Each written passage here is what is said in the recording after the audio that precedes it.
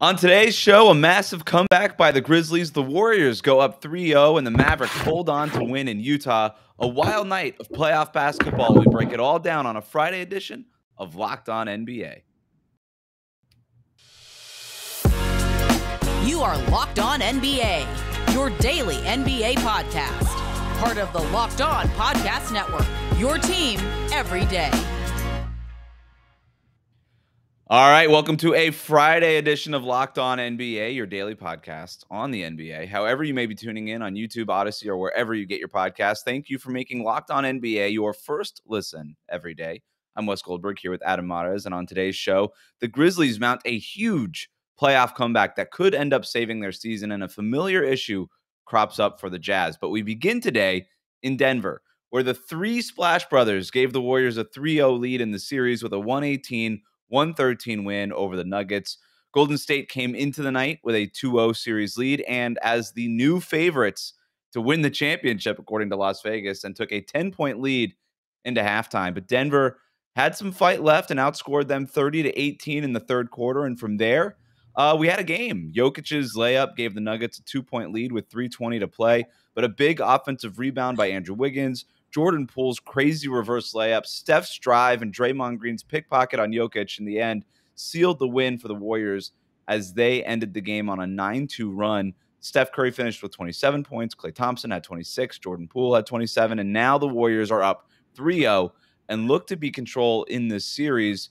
So the Nuggets made that big run in the third quarter. They had a chance to get a win on their home floor.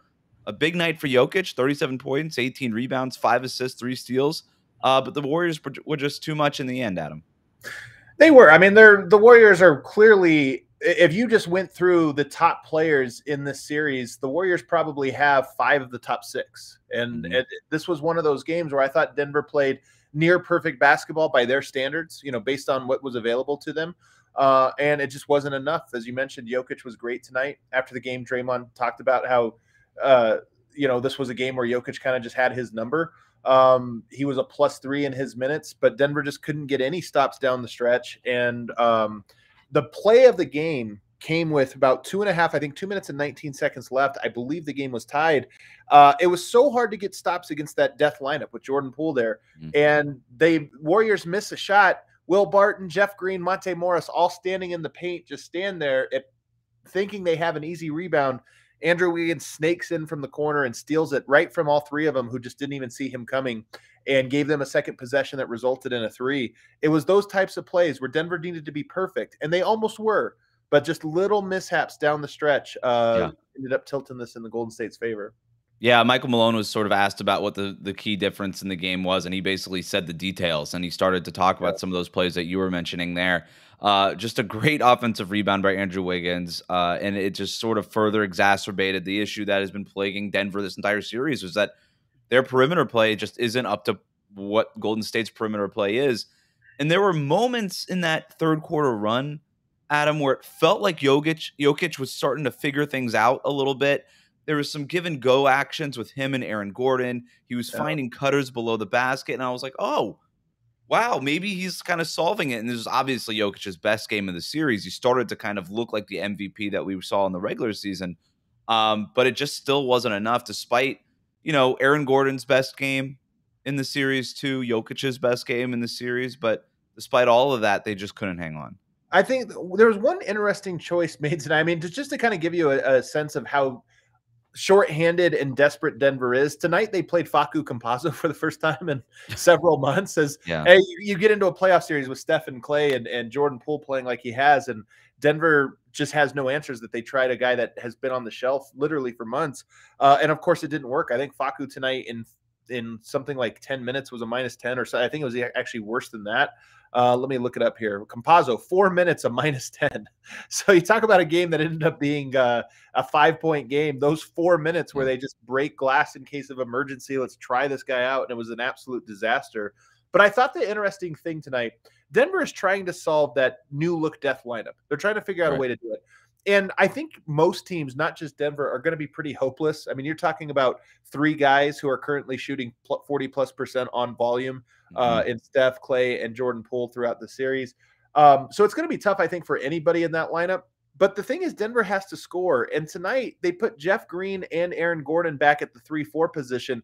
And coming into tonight's game, Michael Malone was talking about Golden State does not respect those guys. They're not guarding them. Well, they closed tonight with those guys on the court, and Golden State was just overloaded on Jokic. I thought it was a very weird decision, especially after having 2 days where you're addressing the media saying you were going to go somewhere else to go back to that same lineup and get the same result. I thought that was a very questionable decision by Denver. I know this has been the story for the entire year for Denver, but I couldn't help but watch this game and be like, what does this look like with Jamal Murray and Michael Porter Jr., right? And you kind of look forward to maybe seeing this series next season when those guys are hopefully healthy, and obviously Golden State has kind of figured out their identity with the new death lineup and all these things. But I'm with you. I think the new death lineup, or whatever we're calling it, and I really hate all the nicknames. I don't think it needs a nickname. How about that? It's a death lineup. Doesn't need a nickname. I think it's the death lineup. Like, you could have a death lineup, and it's just like, why do we have evolving? It's sacred for Harrison Barnes. Like, we have to preserve the Harrison Barnes legacy. Like, come on, we can just it's a death lineup. It's a death lineup. 2020. I'm with you. Look, the Nuggets just don't have the guys to punish them, right? Like, I think I'll be interested to see what that looks like against a team that has perimeter defenders and also guys who can punish Jordan Poole and a more limited version of Klay Thompson and even Steph. I think that's off the dribble. I think that's the key of this. That's a great two-way lineup right now, but I wonder if that's just because Denver is so limited that they're able to help off. I don't know that too many defenses are going to be able to stop them because of how good their shot making is. They'll have cold nights, no question. But I think the thing that it allows them to get away with that lineup is that Denver can't punish them on the other end. And tonight, I kind of hope Denver would have leaned into an all offensive lineup, maybe tried a Bryn Forbes and a Bones Highland and just said, hey, we're going to put some shooters out there. We know we're not getting stops anyway, but we're going to try to score every time on them. And they just didn't do that. And tonight, what happened? Golden State scored a lot down the stretch, and Denver had to grind every possession over the last 5 minutes, and it ended up being the difference. Obviously, nobody knows the Nuggets better than you do, and I want to zoom out a little bit on the Nuggets right now and just again, Nikola Jokic's best game of the series. Like I said, it felt like he started to figure some solutions and counters out. But what have you made of Jokic in this series so far through 3 games? Well, I think Draymond's done a great job on him, especially over those first 2. Tonight, I thought Jokic dominated that matchup, and really he has been great against the Kevon Looney iterations of the Warriors. In fact, I think the Nuggets are winning those minutes. It's just been that small ball lineup with Jordan Poole has been so overwhelmingly dominant that the Warriors have only deployed it for 5-6 minutes per game, and that's been enough to make these enormous runs. So the question was, how could you solve that specific one? And I thought tonight, Jokic did a great job. He knocked down 2 3-pointers, which were huge. He'd been in a little bit of a slump with his 3-point shot, and he just kind of took it to Draymond. He also drew fouls on Draymond tonight, which was not thing he hadn't been doing. So I thought this was a fantastic A+ game. And by the way, he made a bunch of defensive plays throughout the course of this game that were pretty clutch, came at very big moments. So I thought he had a great game tonight. I thought Aaron Gordon had a bounce back game. He's had a pretty atrocious series up until this point. And I think that Golden State had kind of been giving him an earful about how bad he had been. But tonight, Aaron Gordon battled. He battled through some adversity early and ended up having a good game. But here's a crazy stat for you, Wes. Top scorers for the Nuggets through 3 games in the playoffs. Jokic has 88 points. Will Barton has 49, about half of that. And then Aaron Gordon has 33, the third leading scorer, averaging 11 points per game in this series. Just to give you a sense of how much Denver is struggling, the third leading scorer on their roster. It's wild. I'm glad you brought up Draymond too, because obviously his one-on-one defense on Jokic has been kind of the thing that has changed this entire series. It's turned what I think a lot of people thought would be a Warriors win in maybe like 6 or 7 games into basically a 3-0 lead right now, right? It's because they could play Jokic one-on-one, and then they could close out on all these guys who are not really options, and then you can throw timely doubles, maybe even a little earlier in the shot clock and things like that, which we've seen Golden State's defense do. But Draymond having 5 fouls and still swiping at that ball on Jokic. Now, it was a big play. It was an impressive play. I think it's being made a little bit too much of a thing because, like, the Warriors were already up. It was over, but it was already over at that point. But it was cool, I guess. But like again, zooming out, this is why I think the Warriors are now considered the favorites.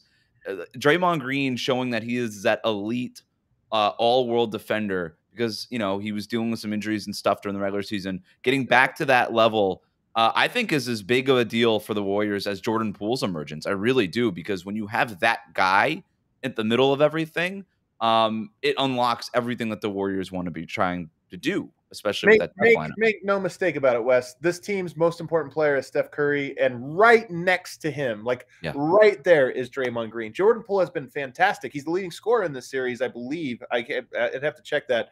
But he had a 27 again tonight on a very efficient 9 of 13. He has been absolutely incredible.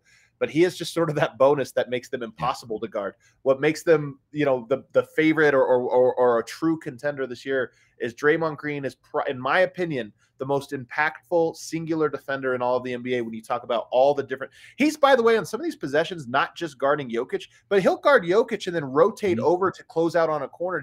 He is so locked in on exactly what it is the team needs, and he covers up for everybody on that side of the court. It's actually truly unbelievable to watch. And then, of course, Steph Curry – we all know he's still on a minutes restriction, but when he's on the court, he occupies so much of Denver's attention that it's making it easier for guys like Jordan Poole to get going. I know Steph's on a minutes restriction, but can we stop all this stuff about the jokes about him being sixth man of the playoffs? It's like, just start him. I'm so over that. It's so ridiculous. Just start him. I don't want to watch I don't want to watch the first 3 minutes of these Warriors games. I'm like, just put Steph in. That's what we're all here for. Well, this is what I don't think people, if you're not watching the series, what people don't realize is that the Warriors really are, the Nuggets are playing the Warriors even in all of these minutes, except for that death ball lineup, which they go to for 5-6 minutes a game. And then they have these other sub iterations where maybe Otto Porter's in for Andrew Wiggins or, a little change to it. But they all told, there's probably 10 minutes a game. It's those 10 minutes that they are winning so overwhelming that they can afford to play Steph off the bench, and they can afford to do all this other stuff, because as long as they're within 10 points, they know they can go to that lineup for 5 minutes and go on a 20-5 run. Yeah. Coming up next, we break down the Grizzlies' massive comeback in Minnesota. But first, today's episode is brought to you by Truebill. Do you know why free trials renew without your consent? It's a business scam. It's out to get you. Don't let greedy corporations pocket your money. Download Truebill to take control of your subscriptions. Truebill is the new app that helps you identify and stop paying for subscriptions you don't need, want, or simply forgot about. On average, people save up to $720 a year with Truebill. Because companies make subscriptions hard to cancel, Truebill makes it incredibly simple. Just link your accounts and Truebill will cancel your unwanted subscriptions in just one tap. And your Truebill concierge is there when you need them to cancel unwanted subscriptions so you don't have to. Truebill has over 2 million users and helps save them over $100 million. Just take it from Matthew B., who writes in a matter of seconds, I saved $660 for the year on my DirecTV bill, saved $120 for the year on my Sirius XM bill, saved $840 a year on car insurance. So don't fall for subscription scams. Start canceling today at Truebill.com/LockedOnNBA. Go right now. Truebill.com/LockedOnNBA. It could save you thousands of dollars a year. Truebill.com/LockedOnNBA. Let's also talk about BetOnline. BetOnline is your #1 source for all of your sports betting stats and information. Find all of the latest sports developments, league reviews, and news, including this year's basketball playoffs and the start of the Major League Baseball season. BetOnline is your continued source for all of your sport wagering information, from live betting to playoffs, esports, and more. Head to the website today or use your mobile device to learn more about the trends and the action. BetOnline, where the game starts.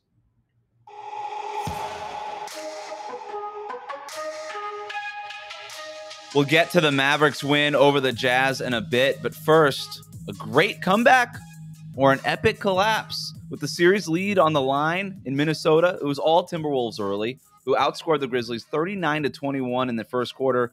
The Grizzlies were down to the Timberwolves by as many as 26. They were down 21 with a minute left in the quarter, and then, it was all Grizzlies who used a 21-0 run to bridge the third and the fourth quarters and got them back into the game. The Grizzlies outscored the Timberwolves 37-12 in the fourth and finished the game on a 15-0 run over the last 5:45 to complete a 104-95 win in the biggest playoff comeback in Grizzlies franchise history. Ja Morant was a big reason for the comeback. He finished with 26 points. Brandon Clark gave them some big minutes in the second half. He had 20 points and 8 rebounds. We'll talk more about Memphis in a little bit, but first, what is just going on with Minnesota? Epic collapse. What's better than one 20-point comeback, two 20-point comebacks in one game? I mean, Memphis went down twice. First, they made the big run. They were down 18 points at the end of the first quarter and stormed back. And then to do it again to close out this game was truly incredible. But you're right. Whenever there's a big comeback, you can either focus on the big comeback, and I think that Memphis deserves a lot of credit. I mean, that's a team that plays with an incredible amount of toughness and grit and belief, and it really fits the grit and grind brand that they like down there in Memphis. But equally, you have to look at Minnesota at this one and think that was a collapse. It was both a great comeback, but also an epic collapse from a Timberwolves team that we know is young and we know has a lot of lessons to learn. But down the stretch, and obviously once you get into some of the box score and you look at some of the field goal attempt distribution and some of those things, this is a game that I think is going to sting. And it's only game 3. It's only 2 games to 1. But this sure feels like one of those games where you say you didn't have a margin for error where you could lose when you were supposed to win. Mm-hmm. And this is one Minnesota was supposed to win. They were supposed to win because they were up so much, and the energy was so great in that building. It was their building. Karl-Anthony Towns, hot mic on the sideline saying, we told them they had to come back to Minnesota. And then basically the Grizzlies just took off from there. It was not a good look for Cat. We'll talk about him in a minute. But, Chris Finch is getting quite a bit of criticism now because during that 21-0 run from the third to the fourth quarter that swung the game, not a single timeout. Not a single timeout did he take. And I understand the idea of a coach being like, I'm going to let my players play through this. But at some point, I don't know, maybe like 11-0 run or like at the 13-0 run. Like at some point you take the timeout. And the other part of it too is Minnesota's not full of like vets who have done this before, right? Like at some point you need your coach to kind of take that timeout, give them a break and kind of reorganize them a little bit. I find that really, really strange. And it could have cost them this game. Chris Finch is a fantastic coach. I think he is an underrated up-and-coming coach, but he is also young and basically a rookie at all of this. I mean, think about all the guys that this is their first chance, or if not their first chance, like Karl-Anthony Towns went to the playoffs once before, but now as his team and as the guy, this is kind of a first stab at it. And Chris Finch is right there with him. He's a first-time coach, and I imagine that this is one of those things. I always laugh. We've been around the league with Tibbs for a long time. Mm-hmm. Tibbs will always reference these games. Like he'll be like, why did you play a guy so many minutes? Well, because I remember a game back in 2011 where blah, blah, blah. And he'll tell the story. Right. Like this is one that Chris Finch is going to say, well, I remember a game where I didn't call a timeout for 25-point run or whatever it is. Like you'll remember it forever and be like, note to self, never do that again. Going back to Cat, just 4 total shots for Karl-Anthony Towns. He took 1 shot in that entire fourth quarter. And when he was asked about this after the game, he next questioned the reporter. Now, it's been a rough series for Cat, not just this game, a rough series overall. It was a tough play-in game for him, despite Minnesota winning that game. I think we're at the point where it's completely reasonable for a reporter to ask him that question, Adam. Of course. Of course it is. Like, here's the thing, man. The playoffs are all about pressure. Like, sports are about pressure, but the playoffs especially so. We don't have to run from that from athletes, like, to take that away. Like, no, that's actually what it's about. How do you perform under these? So even saying the no question part of this to me is a little bit absurd because it's, look, this is your team. You only take 4 shots. You need to be a part of the reason why. You need to be accountable for that. Yeah. And your teammates need to be accountable for that. 8 points tonight from him, 5 rebounds. This is one of Draymond Green had a great quote tonight, and I think he was sort of sub-quoting Aaron Gordon, perhaps, or I don't know what the verbal version of subtweeting is, but I think he was really talking about maybe Aaron Gordon or maybe some of the other guys on Denver. But he said sometimes guys who you think are guys, you get to the playoffs and realize that they're not. This is one of those games where it's like you might have thought this was your team, but now that everybody's sort of in the foxhole with this, you've got to make it your team. You can't just expect them to treat you that way. You've got to demand that of them. And for you to only get 5 shots up tonight or whatever it was, 4 shots up tonight. I'm sorry. 4 shots. I gave him an extra shot. For you to only get 4 shots up tonight, you have to share in some of that responsibility as the leader of this team.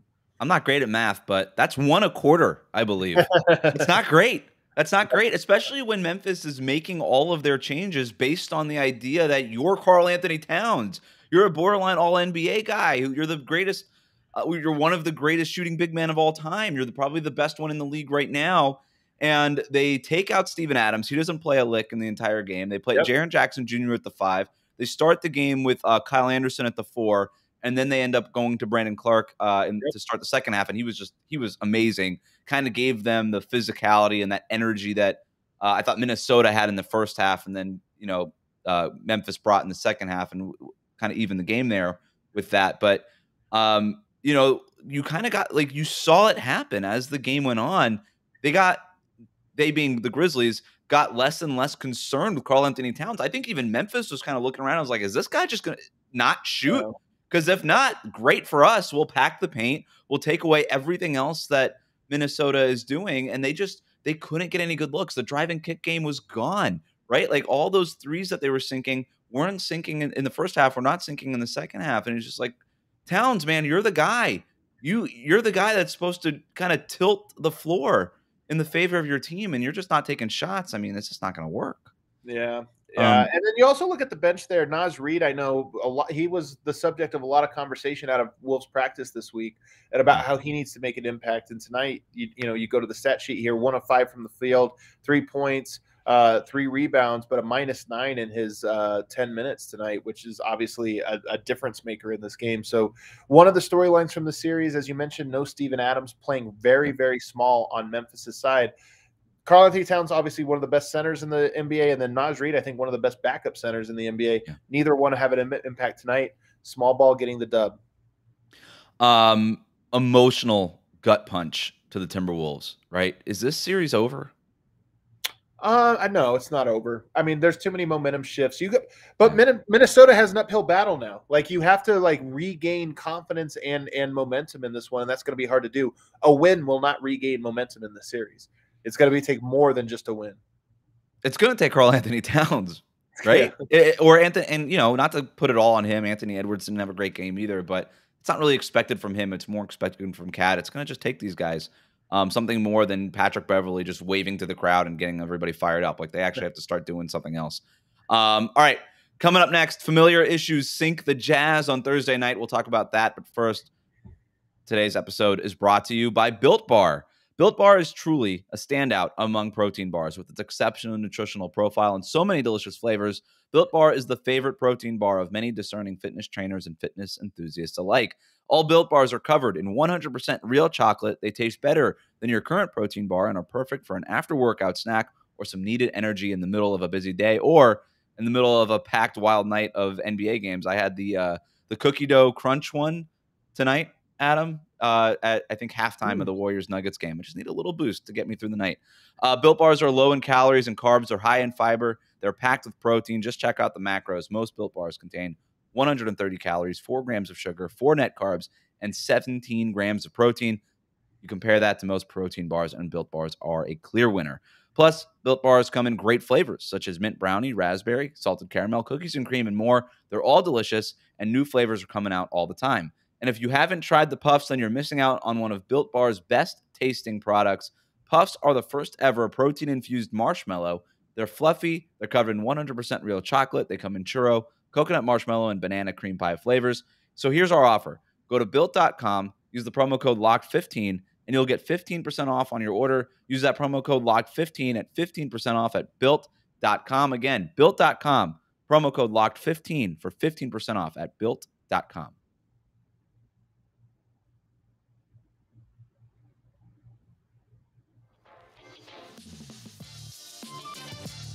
All right, back here with Locked On NBA.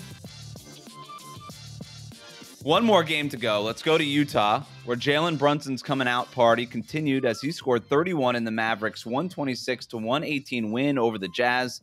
The Mavs led by 17 in the third, but the Jazz came back after Donovan Mitchell scored 18 in the third quarter. But Jalen Brunson and Spencer Dinwiddie got to the basket over and over and over and over in the fourth and helped Dallas hold on to the win. Now, the Jazz are down 2-1 in this series, and they can't stop the Mavericks, it seems. Utah has a defensive rating. They're giving up 121 or 120.1 points per 100 possessions in this series. That is not the Jazz that we have come to know. They had some success when they went small with Eric Pascal at the 5, but overall, they just haven't been able to stop the Mavs spread offense, and none of this is new for the Jazz, Adam. It's not really new for the Jazz, but Utah's been, I think, better than this. I mean, you have to tip your hat to Dallas tonight. When I look at this, obviously Jalen Brunson has been fantastic in the series. That spread offense really. Yeah. They've got Dinwiddie, they've got Brunson, they've got guys that are slippery, quick, get into the paint, and then they're great passers off of that. So it keeps you honest. And then, of course, they've got guys that are knocking down their 3-point shot tonight. They go 18 of 42. But to me, the thing I think about with this series is, if you recall at the beginning part of the year, Wes, Luka Doncic had, I think, the biggest plus-minus swing in the NBA in the wrong direction. Meaning, like when he was on the court, the Mavs were not doing very well, and when he was off, the Mavs were crushing it. And Luka's obviously their best player. That balanced itself out over the course of the season, especially as he got in better shape and started playing really well. But I bring it up to say that this Mavericks team has actually shown this season that they can win without Luka being at his best or without him winning his minutes. And now you see him off of the court, and you're realizing, one, they can play defense. They know they're on a string. They know what they're doing. They know their assignments. They have very good game plan discipline. And then offensively, as you just mentioned, they've got those quick guards, and when they knock down their threes, they're just impossible to guard. So I know a lot of this is going to be about Utah. If they lose this series, especially without Luka there, it's going to be about Utah. But I think that Dallas is just a little bit better than people realized all season. And even without Luka, they're a little bit more competitive than I think people would have guessed. Credit to Jason Kidd. They're well coached. You mentioned on a string defensively. They are, and they try really hard, and they get back in transition, and they don't let you get anything easy for the most part. And kind of going to your point of it kind of goes back to what we were talking about in the first segment about Denver. It's just like, their perimeter guys can't really guard, and we're going to do the whole Rudy Gobert thing. And I think if the Jazz do lose this series, it'll be a big Rudy Gobert thing. But part of it is that he's not getting any help from his perimeter guys. Like Donovan Mitchell isn't guarding. Mike Conley isn't guarding the way that he did when he was with the Grizzlies and stuff like that. Like Bogdanovich isn't any help on the perimeter either. And so it's kind of Gobert just being stuck there trying to corral all these guys coming at him. And the Mavericks are like, all right, we're just going to keep sending dudes. We're going to keep sending Dinwiddie. We're going to keep sending Jalen Brunson. And it's just too much for one guy, even a defensive player of the year, multiple defensive player of the year guy like Gobert to handle. But Gobert was a minus 16 in this game. Yeah. And Eric Pascal was a plus 29. That's a 25-point swing. I'm such a curmudgeon about this stuff because, I mean, in all of these series, Denver and Golden State, Dallas, and then obviously we were just talking about the Memphis one. Small ball winning out in these ones, and not just small ball, it's that spread. Like, I mean, we're talking about the Warriors. There's just 4 elite 3-point shooters out there. I like basketball when it's not this solvable, but it does feel a little bit so far, at least with those specific teams, that, hey, if you make your shots at the level that they are, you're right. Maybe there isn't a whole lot that I think anybody can do. We'll see if that regresses over time, and we'll see if that trend continues now. Obviously, Joel Embiid, the one guy up 3-0 in his series against the Raptors in the Eastern Conference. Yeah, Dallas shot 43% from 3-point range tonight. What did the Warriors shoot? 45% from 3-point range tonight. Like, sometimes that's just good players making shots, and a lot of times also that's just defense is not really helping that much in limiting them. But people realize how good of shooters are coming into this league year after year. Like, we're 10 years into the Steph Curry 3-ball revolution, and now the Warriors themselves have added another splash brother. Like, to forget all the other teams, like now the Warriors have another guy that, as Draymond put it, really does remind you of Steph Curry. The report now is that Luka Doncic plans to return for Game 4 on Saturday. This feels like with Luka back, Brunson playing the way he is, Dinwiddie playing the way that he has, and the Jazz just being unable to stop the Mavs already without Luka, kind of feels like it could be a wrap. I'm not ready to go there completely, but you're getting maybe the best player in the Western Conference playoffs. I shouldn't say that with Luka, but he's been really good this year. I mean he's up there. He's in the conversation for no question. I mean, you get him back, but it also changes the complexion. I mean, Jalen Brunson has been very good in this series so far. Very good. So in some ways, you take a little bit away from Jalen Brunson, perhaps. Oh, so you're saying you should bring Luka off the bench like the Warriors are with Steph. Hey, man. Well, first of all, can I say something about Steph? He had a great quote about this today, and I honestly, it probably will serve them because when Steph does return to the starting lineup, one of Jordan Poole or Andrew Wiggins is going to have to go there. And Steph being willing and openly talking about it, like, that allows for whoever it is that is eventually asked to go to the bench. It just allows for him to say, like, look, man, If Steph Curry's willing to do it, you are. So, hey, maybe it's not the craziest idea to bring Luka off the bench and just play him there until this series is over. And then in the next one, you get back to your regular rotation. But the story you asked, like, is the series over? It's not over, but let's be honest. The Dallas Mavericks, I'm sorry, the Utah Jazz are over. And that's the unspoken part of all of this is they have been on a downward spiral really all season long, off and on for different parts, but especially right now. And the idea of this team just fighting back, I don't know that they want it. And so it only gets harder for them for here. It is too simple. It is too derivative to say you can't win with Rudy Gobert as your center in the playoffs. But if they lose against another spread offense that goes small again with Rudy Gobert there, it kind of gets like emotionally done, right? You're just like, all right, like this is just whatever formula that we're using isn't solving for our problem. Like this isn't working.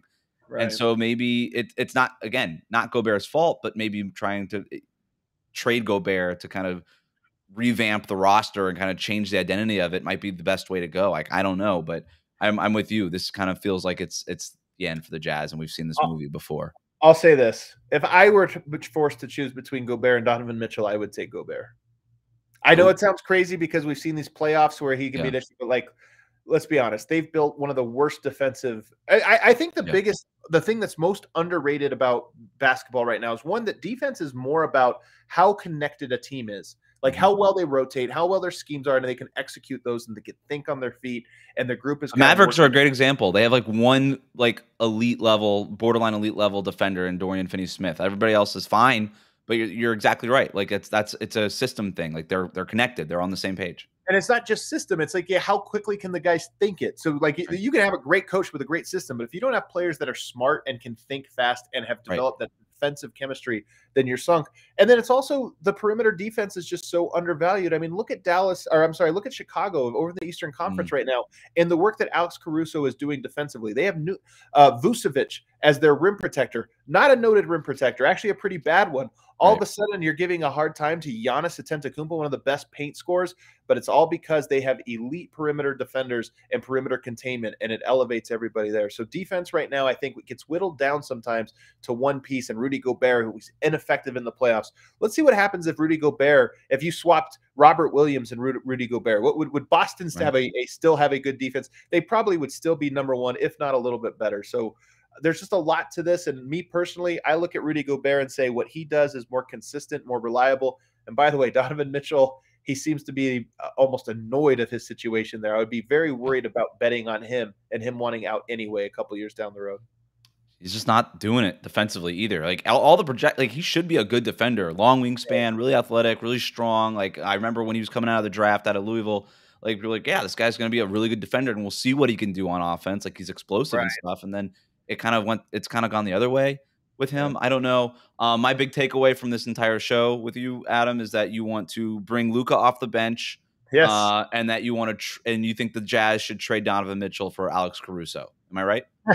You whittled it right down. Perfect. All right, that'll do it for us today. Remember to subscribe to new episodes of Locked On NBA wherever you listen to podcasts for 30 minutes of the NBA's top stories every day. Until next Friday, you can find me over at Locked On Heat and Adam over at Locked On Nuggets. Thank you for making Locked On NBA your first listen every day. Thanks for joining me, Adam.